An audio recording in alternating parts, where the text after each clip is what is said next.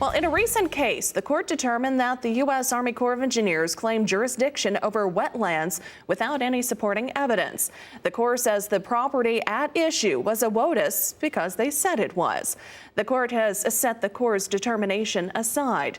Joining us now is Roger McEowen with the Washburn University School of Law. And Roger, what a definite timely topic for us to address. First of all, give us a little background. Is this the first time something like this has happened? Well, no, it's not, Janet. This has occurred before with respect to wetlands, and particularly with respect to now a rather famous, at least in this domain, case out of Nebraska that went to the 8th Circuit Court of Appeals in 1999, where they invalidated the government's interpretation of the scope and effect regulation with respect to swampbuster and what a farmer can do with respect to maintaining their drainage devices. The government had taken the position that you could only maintain the original scope and effect of the drainage tile itself, so you couldn't increase its size or you couldn't decrease its level in the ground. And if that didn't happen to drain your hay meadow, which was at stake in that case, well, too bad. The court said no, that is what they called an Ipse dixit determination, that you're just basing your determination on the absolute cycle or the actual cycle of the wet area. And so depending on when you made your determination, it may or may not be wet. And the court said no, scope and effect meant the effect of the drainage device on the wetland at issue.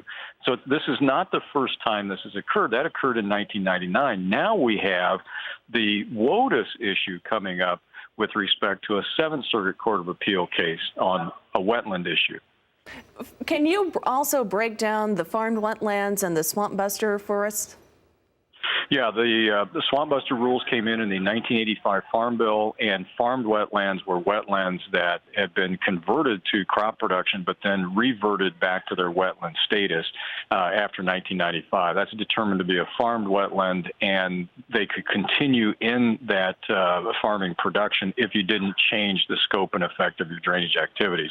And that was what was at issue in that Nebraska case in '99. Now we get kind of the permitting aspect of this coming from a 7th Circuit Court decision involving Corps of Engineers jurisdiction, where this time the court set aside the Corps' determination because they said you had 13 years to build your case and you don't have any evidence, and we're not going to allow you to call something a wetland just because you say it is. You have to come into court with evidence. And how does this tie into the Clean Water Act, Roger? Well, this is a big issue, of course, even with the brand new Supreme Court nominee. WOTUS is an issue that's out there right now. We've had numerous determinations by federal courts and even up to the Supreme Court determining who has jurisdiction to hear the WOTUS appeals. Congress is considering a reworking of the WOTUS definition that came during the Obama administration. That rule is currently set aside in 24 states. So this is all tied into what is a jurisdictional wetland. And now the 7th Circuit put its foot down and says, Corps of Engineers, EPA, you better have evidence to prove that you have a connection, a direct connection with the navigable water of the U.S. for a water body to give you jurisdiction requiring a permit under the Clean Water Act. All right. Well, Roger, as always, thank you very much for your insight. Again, talking with Roger McEowen with the Washburn University School of Law on the phone with us today from Topeka, Kansas.